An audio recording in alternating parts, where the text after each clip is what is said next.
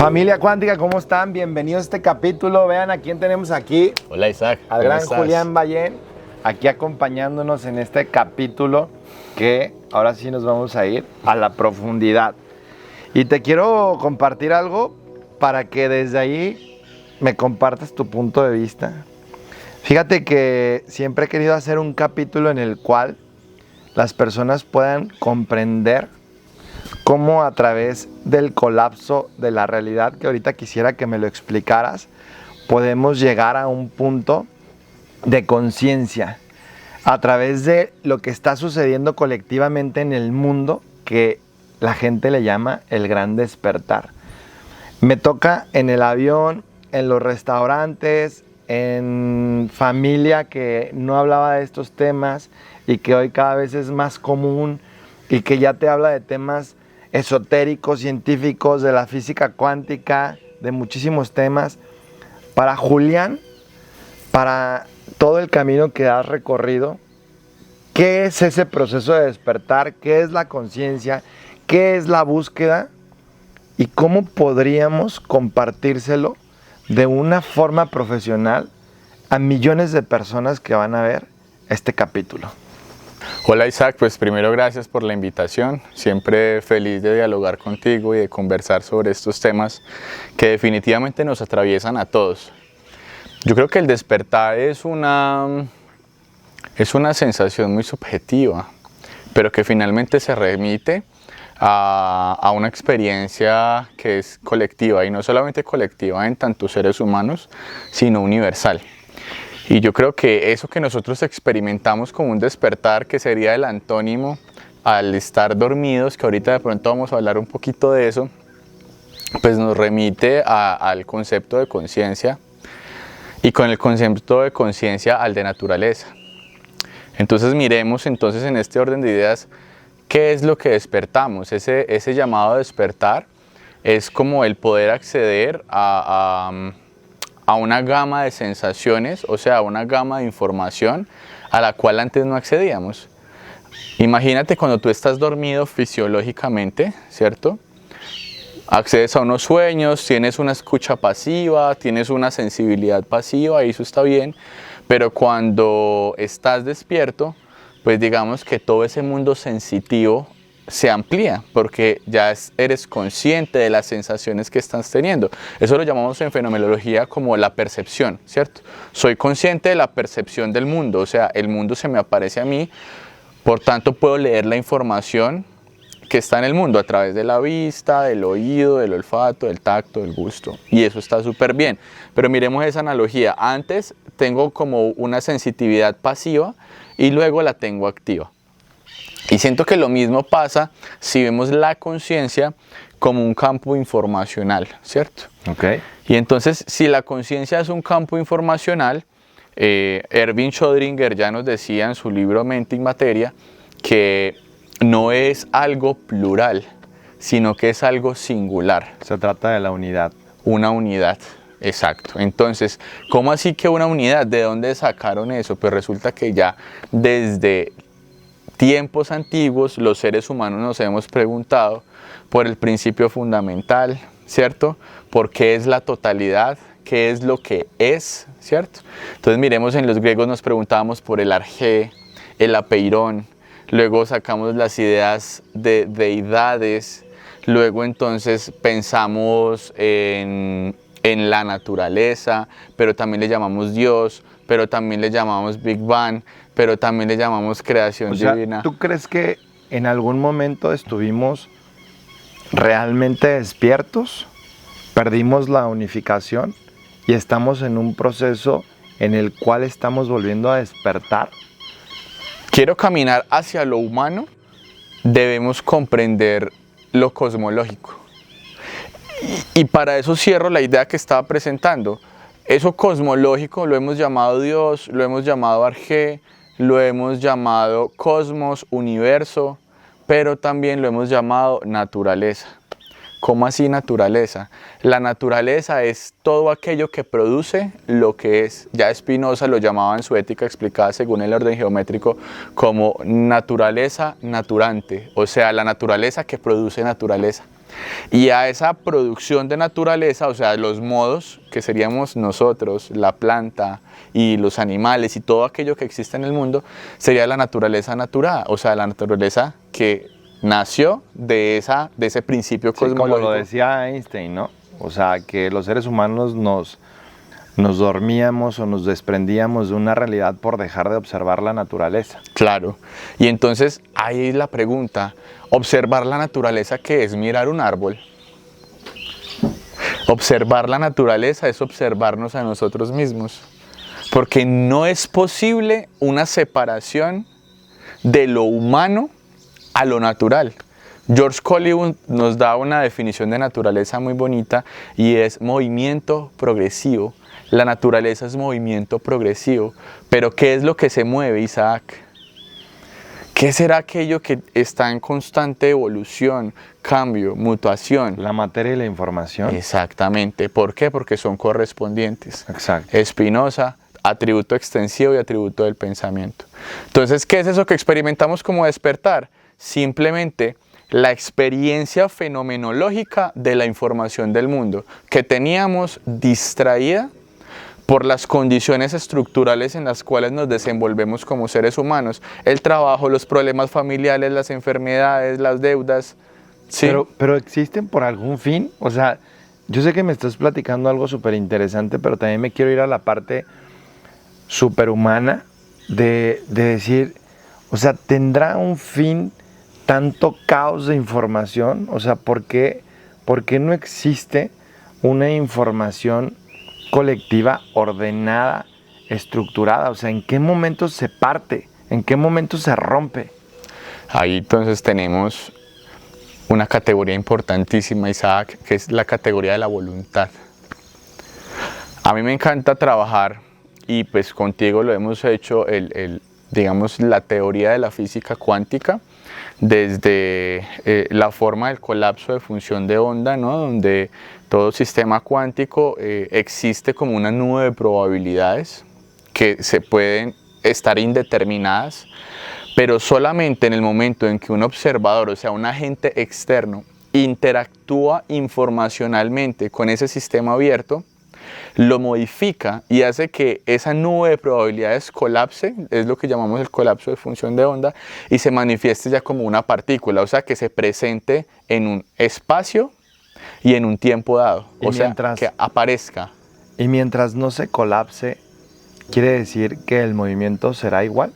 ¿El movimiento será repetitivo ante una información? Claro, pero entonces mira esto interesante, no es que sea igual, porque si vamos a la remisión de naturaleza que acabamos de dar, es movimiento progresivo. Eso quiere decir que nunca será igual, pero ¿cuál es la diferencia? No tenemos el control. Entonces no es igual, pero hazte de cuenta que vas en un vehículo, en una autopista, y se te desprendió la dirección, y el carro va para donde sea. Eso pasaría cuando ese colapso de función de onda no lleva involucrada una voluntad. Entonces no sabemos, aquí ya rompemos la analogía, ¿cierto? Porque lo que estamos haciendo es un ejemplo para pensar la realidad de nosotros. La realidad de nosotros siempre está en una instancia de libertad, o sea, de toma de decisiones.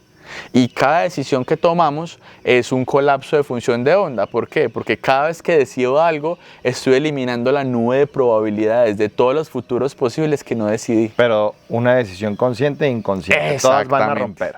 Todas van a colapsar, todas van a mover. Ahora, consciente o inconscientemente estoy tomando caminos de movimiento progresivo. Claro. La pregunta es, ¿hacia dónde me llevan esos caminos? ¿Hacia donde yo voluntariamente elijo que me lleven? ¿O quién sabe a dónde? Pero la intención sería poder comprender y llegar al origen de ese proceso co-creativo donde realmente estoy eligiendo bajo un libre albedrío, donde puedo colapsar una co-creación desde mi ser. Exactamente. O sea, desde el propósito que yo vine. Entonces, quisiera explicar, quisiera compartir esa información en donde como seres humanos no tenemos la capacidad de una elección si no colapsamos constantemente esa realidad a través del movimiento, a pesar de que no sepamos cómo llegar. El simplemente hecho de moverte siempre te va a acercar.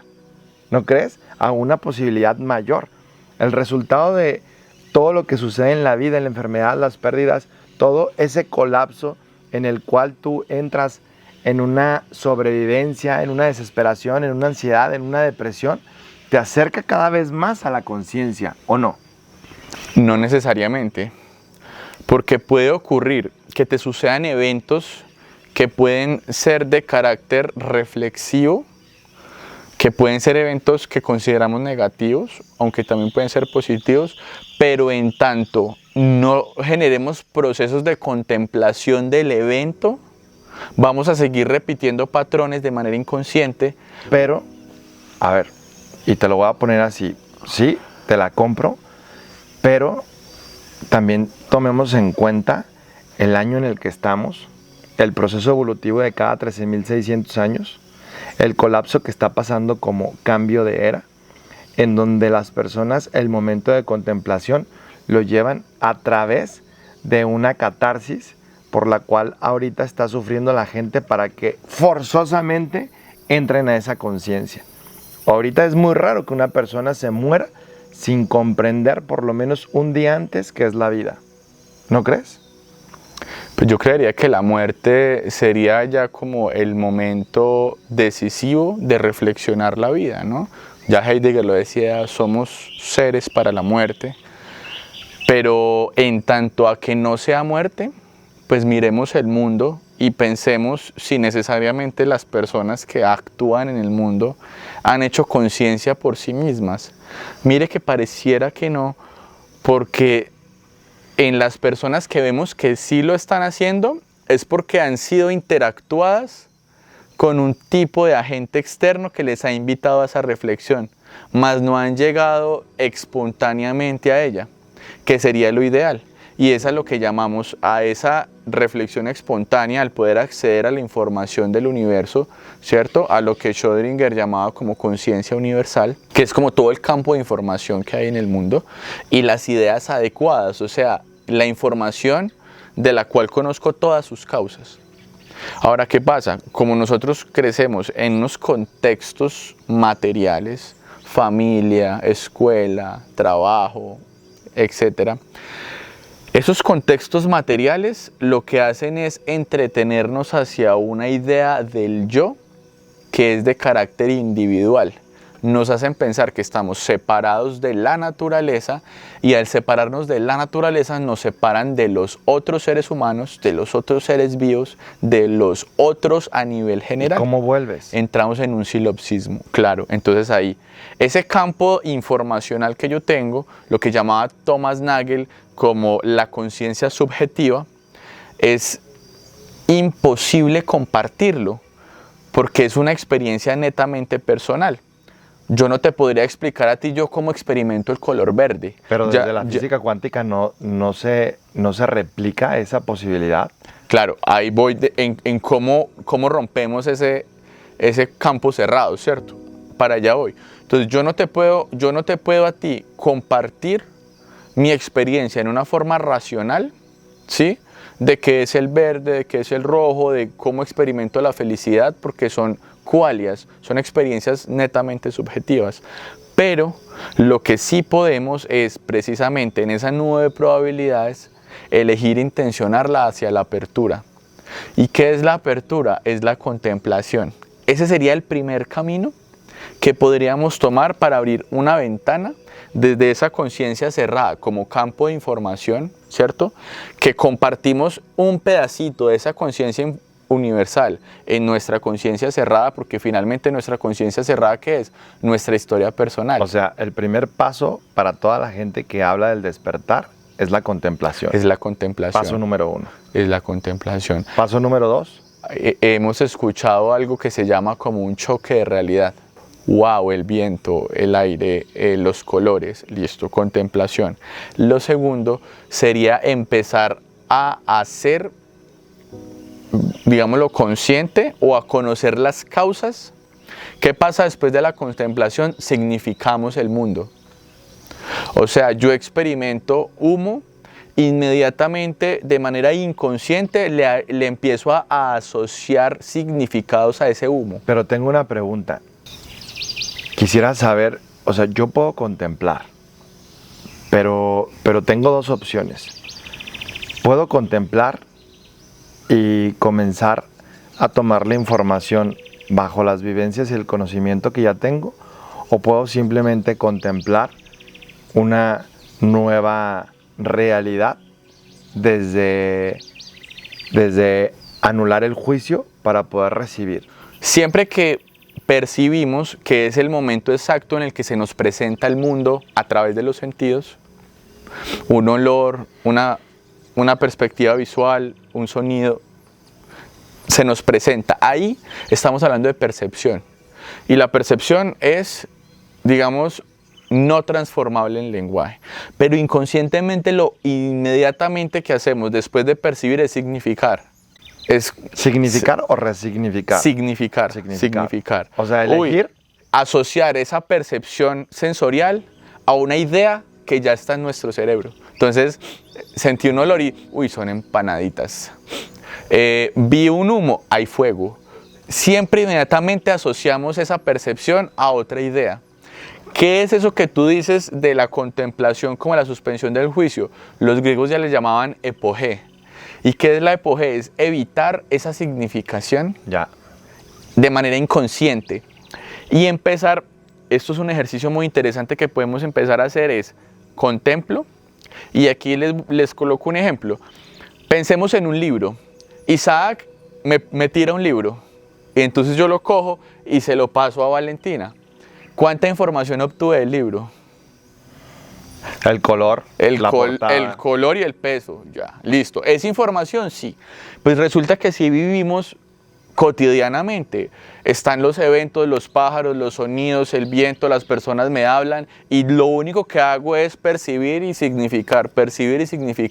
Y en ningún momento estoy abstrayendo información del mundo, simplemente lo estoy pasando.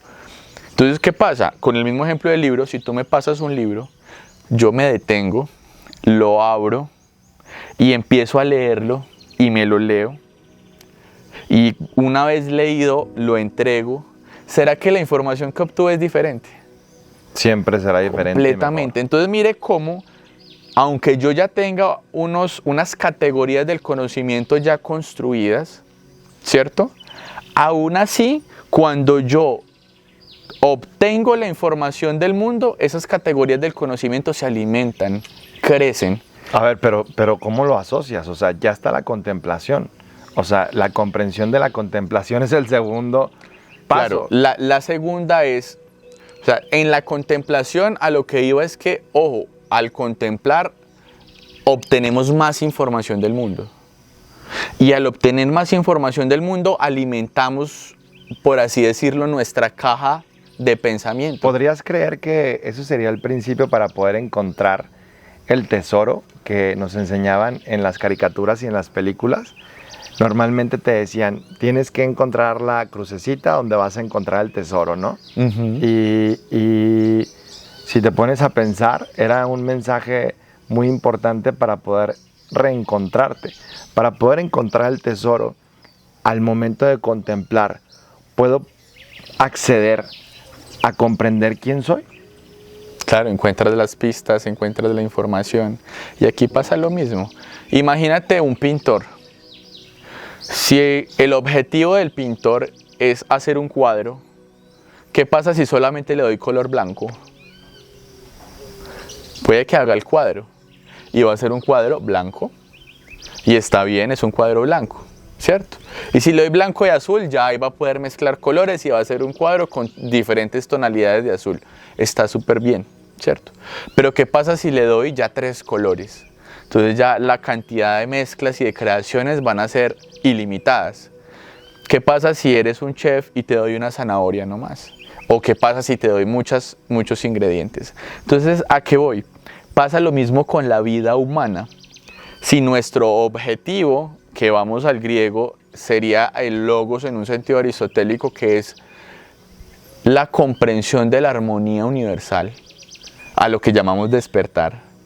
Si ese sería la teleología de lo humano, o sea, el fin último de lo humano es poder comprender lo universal porque tenemos eso que se llama razón, pues elemento mínimo o la materia prima que necesitamos para eso es la información, o sea, la conciencia universal. Te voy a compartir algo. Y aquí es donde cuando me estás platicando, te voy a decir en dónde está mi mente. Yo comparto que los seres humanos, la única elección que podemos tomar antes de nacer es elegir el código de nuestros padres que nos van a otorgar la información para un proceso de evolución. Eso que elegimos antes de entrar en este proceso de materia nos va a permitir crear esa interpretación para poder volverme a encontrar y entrar en un proceso de contemplación que me permita co-crear el propósito de vida. Y lo comprendo y te entiendo perfectamente, pero ahora te voy a hacer una pregunta y te voy a hacer un ejercicio que me gustaría que me lo respondieras ahora desde Julián. No desde Julián profesional. Ajá. Ahora te voy a pedir que respires y que contemples esta charla y lo que les vamos a compartir. Y yo le preguntaría a Julián, ¿recuerda por qué eligió a sus padres?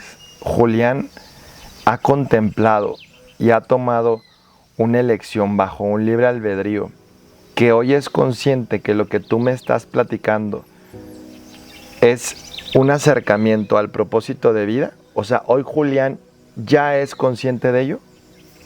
Sí, completamente. ¿Tuvo que suceder algún quiebre? ¿Tuvo que suceder algún episodio en tu vida en donde tú tuvieras que llegar a tomar decisiones que hoy te sentaran aquí? Yo pienso que hubo dos momentos.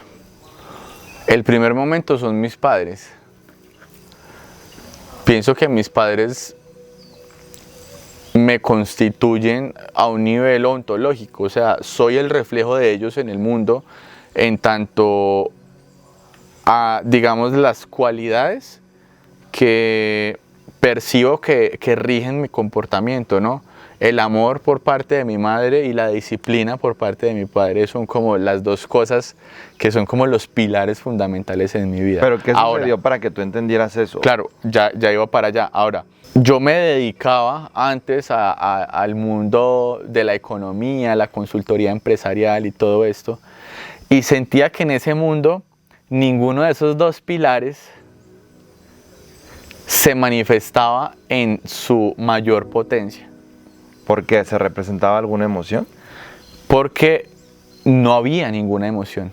No había ninguna emoción. No sentía Excelente, nada. Increíble. No sentía nada. Entonces yo llegaba, entraba a una empresa, analizaba los estados financieros, les decía esto está bien, esto está mal. Y no había una conexión de lo humano, del amor como lo presenta Humberto Maturana, como esa conectividad entre organismos vivos.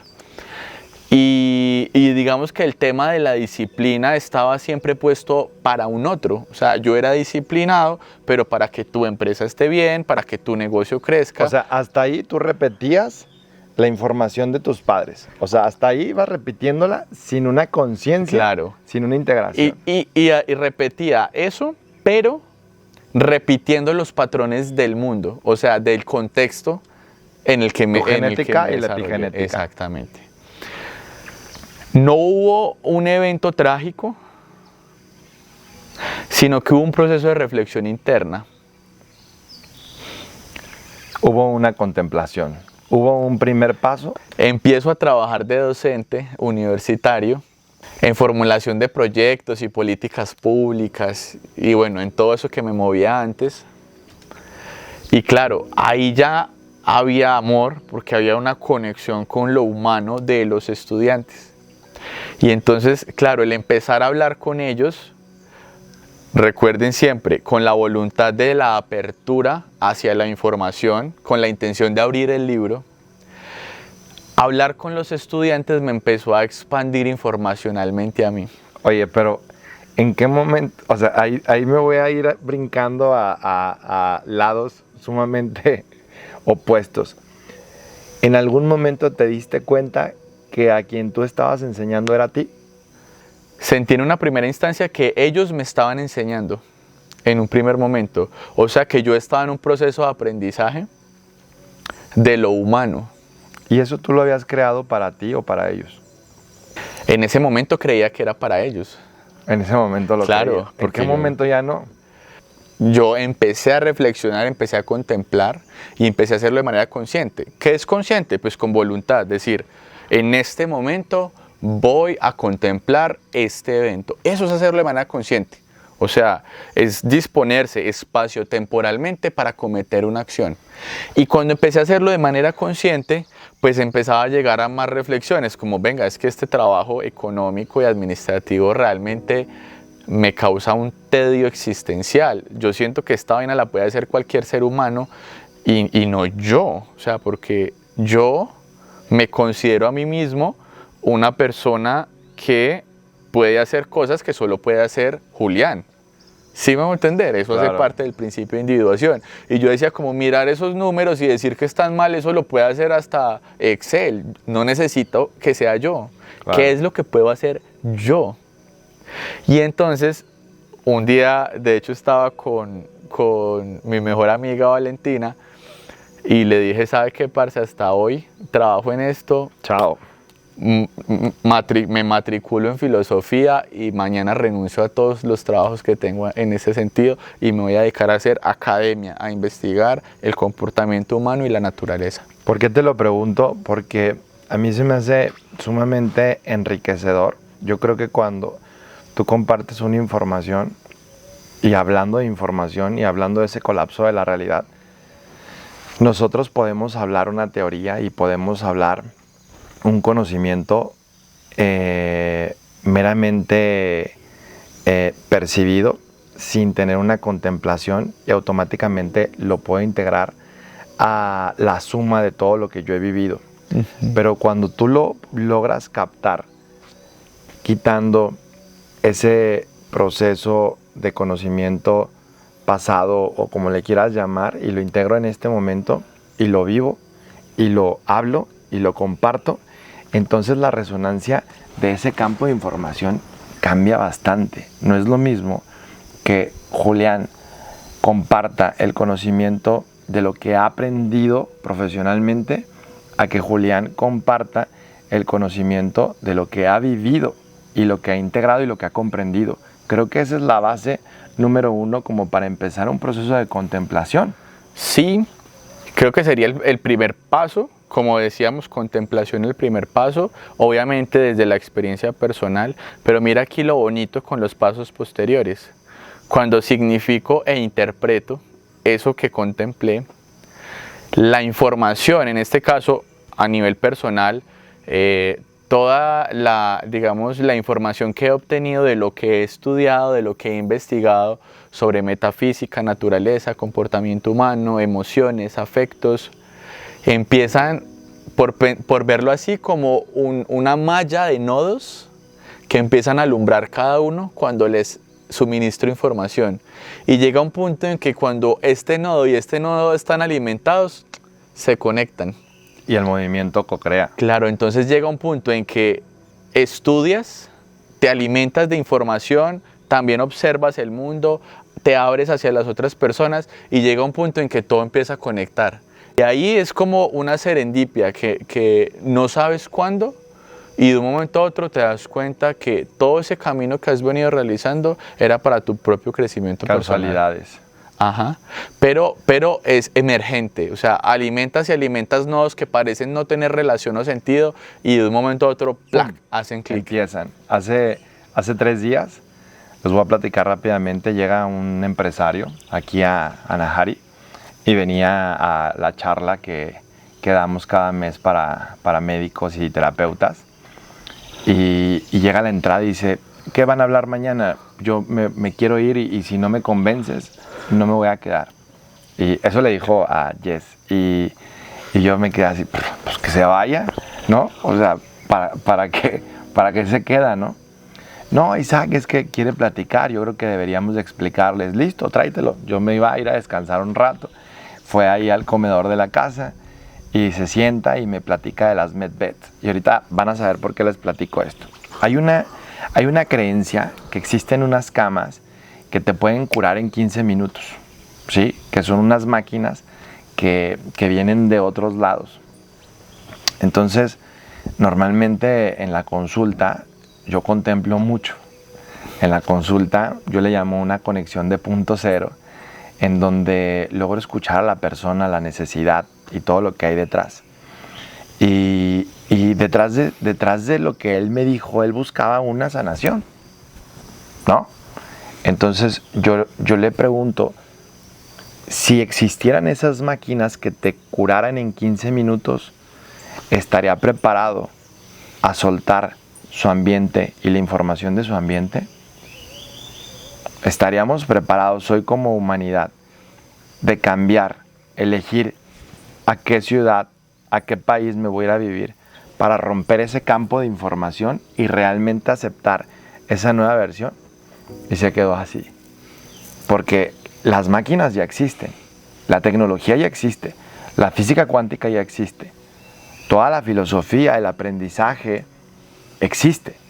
Pero la pregunta que tenemos que hacernos nosotros en un proceso de despertar es, ¿realmente cuando tú buscas ese proceso de despertar, lo quieres? ¿Y estás dispuesto a soltar a ese papá o esa mamá, agradecerles a esa familia, a esos amigos, a ese lugar, a esa casa, a ese perrito, no sé, lo que tú quieras? ¿Por qué? Porque el apego es una parte fundamental para no aceptar ese proceso de conciencia y unificación, porque creemos que algo nos pertenece. Pero creo que el segundo paso, después de la contemplación, es el desapego, porque si no, no vamos a lograr generar una unificación sincera. No puede existir si yo no comprendo que nada ni nadie me pertenece, que yo soy la consecuencia de mí mismo, y como un procedimiento de elección, antes de llegar aquí, elegí por dónde caminar, y si no lo acepto no puedo llegar a esa segunda fase. No sé si lo compartas de esa misma manera. Pues mira que en parte sí, en parte no. Siento que sí somos productos de nosotros mismos en tanto a voluntad, pero no somos exclusivamente productos de nosotros mismos. Somos productos del mundo. Y de una divinidad. Claro, porque no devenimos solitarios en el mundo, en el cosmos, en la naturaleza, sino que devenimos en armonía con todo lo otro, o por lo menos en interacción con todo lo otro. En simbiosis. Claro. Entonces de ahí este concepto que nos presenta Donna Haraway, que es el de simpoiesis. Y es, venga, es que la realidad en la que vivimos no es la realidad que he construido yo solo para mí mismo, ¿cierto? Sino que es una realidad que hemos construido todos colectivamente para nosotros mismos, en tanto que somos modos de naturaleza. Ojo, no estoy hablando de seres humanos, estoy hablando de los modos de naturaleza. Y comprender eso es liberarnos del sesgo antropocéntrico. ¿Sí? ¿Qué es el sesgo antropocéntrico? Es pensar que como seres humanos somos el centro del mundo. Y entonces que todo lo que pasa tiene que ver conmigo. Y eso que pasa alimenta mi ego y alimenta mi necesidad de control y apego hacia las pequeñas cosas que puedo controlar, porque a la final pues mi fisiología solamente me permite un abarque. Leas el libro de los limitado. 4 acuerdos 10 veces en la vida. Entonces, ¿qué pasa? Cuando yo me separo de eso y me doy cuenta que soy un modo de naturaleza, como lo es esta plantica, yo estoy al mismo nivel que ella. Estoy al mismo nivel del gato, del perro, de la nube, de todos los modos de lo natural. Por tanto, puedo conectar informacionalmente con todo lo otro. Y esto es importante en la forma de pensarme, porque es que yo soy lo que decido hacer con lo que hicieron de mí, palabras de Jean-Paul Sartre. Y entonces, ¿cómo así? Claro, es que yo no puedo ignorar mi entorno, yo no puedo ignorar mi historia personal, yo no puedo ignorar los traumas que tengo, las rabias que tengo guardadas, los éxitos que he tenido como persona. Todos esos actos que han sucedido en mi vida me constituyen, pero no quiere decir que me determinen, son dos cosas diferentes. Pero es que... Hacen parte de mí, mas no determinan lo que soy. Pero quiero que lo llevemos a algo todavía más simple. Yo creo que la simplicidad es muy necesaria para poder llegar a ese despertar o esa conciencia. Y te quiero decir una historia de 2 minutos rapidísima. Nosotros que nos dedicamos al proceso de la medicina integrativa, trabajamos con frecuencias, con dispositivos, con pacientes, la parte psicológica. Cuando lo llevamos a la parte agropecuaria y de repente entendimos cómo las plantas se comunicaban a través de resonancia de una forma psíquica y que las plantas, a pesar de que no tenían un razonamiento, le podríamos decir, las plantas estaban en una neutralidad todo el tiempo. Entonces ellas reflejaban un resultado con base a lo que yo como humano les ponía, ¿no? Si yo estaba feliz, eso impactaba en ellas. Si yo estaba triste, eso le impactaba a las plantas. Pero la planta tenía la capacidad de desecharla a menos de que ese campo estuviera totalmente ahí. Si yo estaba aquí deprimido, entonces eso se iba a marchitar. Si yo llegaba deprimida y me iba, entonces la planta lo aceptaba, lo leía y lo soltaba cuando yo me iba, ¿no? Entonces, cuando utilizábamos una frecuencia, cuando utilizábamos un estímulo a través de los dispositivos, nos dimos cuenta que la planta, los animales tenían la capacidad de aceptarlo y de evolucionarlo en el menor tiempo posible. O sea, que eran seres sumamente conscientes más que los seres humanos porque tenían la capacidad de integrar muchísimo más rápido en un estado presente todo lo que estaba pasando en el ambiente.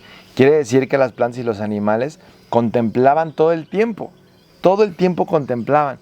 Para nosotros era muy fácil mejorar el cultivo, meter una frecuencia, mejorar la planta, las plagas, las enfermedades, la absorción de los nutrientes con la planta, mientras que en una persona nos teníamos que entretener en si creía o no creía, si lo convencíamos o él se convencía, de una forma simple, desde tu conocimiento, porque creo que los seres humanos nos complicamos demasiado nuestra existencia. ¿Cómo? A través del razonamiento, a través del intelecto, a través de la mente, podríamos aceptar lo que nos toca para verdaderamente despertar. Listo. Primero, las plantas no tienen la enfermedad del yo. Entonces no se aferran a una creencia ficcional. Porque finalmente todo lo que creemos que somos no son otra cosa que ficciones, historias que nos contamos a nosotros mismos. La manera fácil, te puedes narrar la historia de ti que tú quieras. Y eso eres tú. Claro. A esa pregunta tan difícil, ¿quién eres, Isaac? Ay, es que... ¿Sabes qué es lo que pasa? Que me puedes decir lo que tú quieras. Es más, te puedes inventar, soy un astronauta. Y yo no tengo otra opción que creerte, porque es tu narrativa. Claro. Ahora, ¿qué pasa cuando cambias las narrativas que tienes sobre ti? ¿Y pasa cuando cambias las narrativas que tienes sobre lo que hablábamos ahorita, todas las condiciones estructurales e históricas que han hecho parte de tu vida? Y no es cambiar el evento, es cambiar la forma de comprender el evento, ya no como un martirio, un trauma, un sufrimiento, sino como información que tuvo lugar en mi vida. Así como cuando me leí un libro maluco, dije, interesante este libro que me permitió aprender sobre este tema que no me gustó, ¿cierto? Asimismo puedo cambiar la manera de narrar los eventos y abordarlos desde otra perspectiva. Y yo creo que eso ya nos empieza a ampliar la capacidad de conectar informacionalmente con mi propia historia y a imaginarme y a darme a aperturar ese campo de posibilidades hacia las posibilidades infinitas, porque es que las posibilidades de Julián no son solamente ser economista o filósofo, yo puedo ser lo que a mí se me dé la gana. Claro. ¿Sí? Pero la profesión es lo que menos importa. ¿Pero por qué? Porque esa es la narrativa que he construido de mí. ¿Y de dónde me la saqué? Me la inventé. Nadie me dijo a mí, Julián, sustancialmente tú eres esto.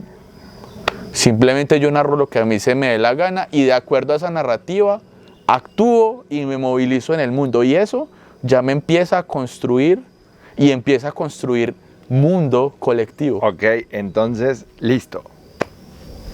Así está de claro. Y lo voy a dejar simple. El ser humano, lógicamente no vamos a terminar. Necesitamos una segunda, una tercera fase, ¿no? Para poder llegar hasta donde queremos compartir esta información. Pero contemplamos, nos desapegamos de las realidades que nos hemos contado. O sea, el desapego principal del yo. Listo, ahí te meto entre esa otro dedito. Contemplamos y automáticamente significamos. Entonces, Ok. antes de significar, la suspendemos para hacer ya lo que me estás diciendo. Pero desapegarnos. sentimos, o sea. Claro, ese hace parte del significamos- contemplar. O sea, significamos desde el corazón. Yo le quisiera agregar, significamos desde el corazón. O sea, significamos desde el corazón que cuando nosotros resignificamos o significamos, necesitamos sentir. Claro. O sea, necesitamos permitirnos sentir. Y el momento de la contemplación y la significación tiene que ir alineado a ese sentimiento de paz, de amor, de alegría, de una emoción que te permita saber que vas a un lado correcto, a una aventura, a un proceso que realmente te hace sentir vivo. ¿Y cómo haces eso? Pensando en las causas de ese sentimiento, que va a ser importantísimo. Estoy haciendo X actividad y siento aquí como un vacío en el estómago y simplemente lo sentí, lo sentí pero sigo. ¿Qué es lo que me lo causa? Alguien me saluda en la calle y me da como cólico, me da como ganas de vomitar y digo, ve tan raro, pero sigo, ¿cierto? Hay una vaina que se llama el síntoma y es una cosa que el cuerpo siempre nos está tratando de decir cómo nos estamos sintiendo hacia la experiencia del mundo, pero no le ponemos cuidado. Claro. Entonces, eso que me dices me encanta y es, venga, hagamos consciente, o sea, detengámonos y contemplemos las emociones, pero reconociendo las causas que las generan. Entonces, la última fase en esta primera etapa sería crear el personaje. Crear el Listo. personaje. Te meto una y es interpretar. Interpretar. Percibo, significo, interpreto. Interpreto es que ya pienso, o sea, ya hago procesos de pensamiento sobre eso que signifiqué, ¿cierto? Y a partir de esa interpretación, te voy a dar un ejemplo. Estás hablando con tu novia, ay, no sé qué, y entonces de repente ella volteó los ojos así para arriba. El mirarle los ojos es la percepción. Inmediatamente eso lo significas con una afectividad de tedio, como, ay, a ella le dio tedio. ¿Y qué te pones a hacer? A interpretar, no, estará brava conmigo, ya me quiere echar, ya no me quiere. Mira ese proceso de interpretación que hacemos solo a partir de un gesto. Entonces, ¿qué pasa? Esa interpretación también debe ser consciente, o sea, de las causas de por qué estoy interpretando de esa forma. Entonces yo digo, eso es un gesto de tedio, y entonces debo preguntarme, ¿será que sí? ¿O será que simplemente es una interpretación automática que le estoy dando al mundo? Entonces ahí la invitación es contemplar en el momento de la percepción para poder extraer más información del mundo, primero. Segundo, en la labor de significar con el corazón y saber por qué significo las cosas, para luego poder, en determinados casos, desapegarme, ¿cierto? O liberarme de cargas.